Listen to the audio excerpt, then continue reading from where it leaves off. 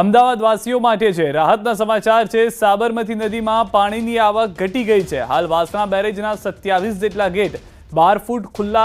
સવારે 6 વાગ્યાથી પાણીના લેવલમાં ઘટાડો થયો છે। સિંચાઈ વિભાગના કાર્યપાલક ઇજનેરનું નિવેદન। સાબરમતી કાંઠાના ગામોને એલર્ટ કરાયા છે। સુભાષ બ્રિજથી ઇન્દિરા બ્રિજ સુધીનો રિવરફ્રન્ટ આખો ડૂબી ગયો હતો।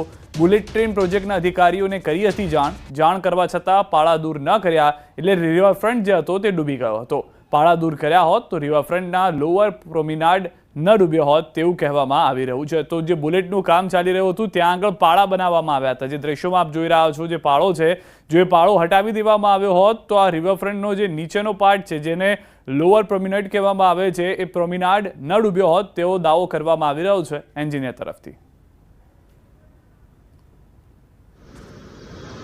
સાબરમતીમાં આજે વહેલી સવારે 94,056 ક્યુસેક જેટલું પાણી છોડવામાં આવેલું છે અને તેના બાદ અત્યારે સતત એમાં પાણીમાં લેવલમાં ઘટાડો છે।